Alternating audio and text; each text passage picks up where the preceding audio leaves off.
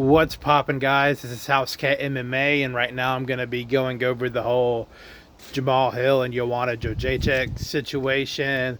But before I get into all that, if you would just take a second to like and subscribe, I guarantee you that'll be the coolest thing you've done this week. Let me get into some better lighting. It's not really an ideal setup today. How is this? Yeah, this ain't too bad. So, Joanna and Jamahal were in the same vicinity at some kind of social gathering, and Jamahal, being a young man, got the bright idea that he was going to try and fuck on Joanna, or see if he can. Standard young man behavior. And so they're kind of texting back and forth on Instagram, and they're just kind of trying to find each other because wherever they're at, it was not a small place.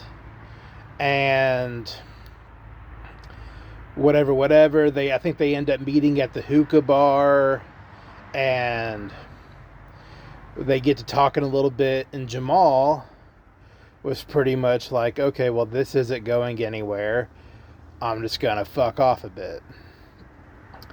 And a couple of years later, right at 2 years later, Jamahal and Joanna come across each other at UFC 323. And for whatever reason, Joanna comes at Jamal sideways, and Jamal is, kind of confused about it at first. Well, he still is confused about it. And is talking about, we don't do shit that way in Poland, and this is what Joanna was saying.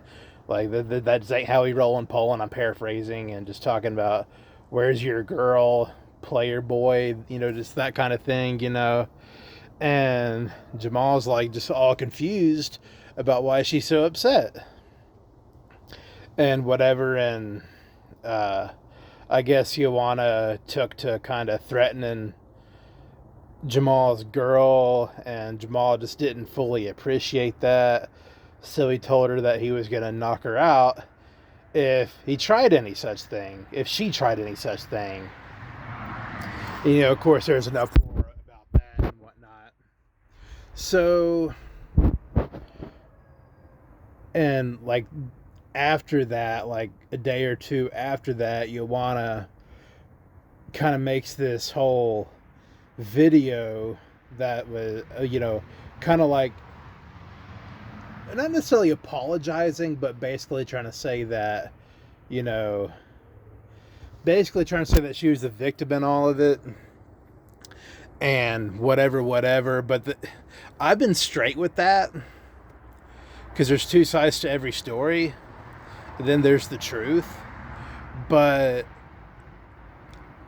I didn't think that was all that cool, because it was just so rehearsed. And Jamal's take on it was, obviously, that came from his heart. He was saying what happened. So, what I think it was, or why Joanna was so pissed the hell off at Jamal, it was kind of like, I feel like there are girls who, have this thing where they initially want to play hard to get. And I guess she probably didn't like how Jamal just kind of gave up right away, I guess, because, she might have wanted to be chased or something like that. And, once she finally, and that probably was bothering her. And once she finally got Jamal cornered, she just, confronted him and spouted a bunch of bullshit, and that was that.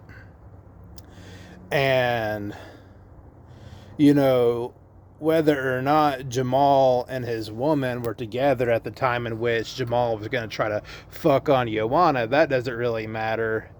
But, I think in between the hookah bar and UFC 323, there was a situation where Joanna, and I want to say Joanna's manager, Jamahal, and Jamahal's woman were somewhere, and where they were like seated, and Joanna's manager, whoever it was to her, was just kind of, doing like making like subliminal hints that Jamal was wanting to fuck on Joanna. And Jamal said his woman already knew about that. But so it's just kind of awkward.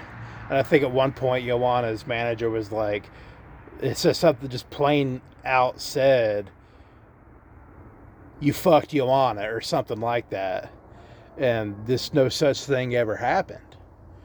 So, it's just a classic case of a couple of people acting like they're in a fucking Whataburger parking lot at 3 in the morning. No big deal. Makes headlines. No such thing as bad publicity. So, I don't think anybody's the good guy or the bad guy here. It's just people are allowed to get pissed at each other. People are allowed to cuss at one another, and people are allowed to publicly embarrass each other if need be, or if they feel like it. So, that's all I got on that. Just a couple of fighters acting like they're at their fucking backstage at the Chuck E. Cheese. This is House Cat MMA, and I'll catch y'all later.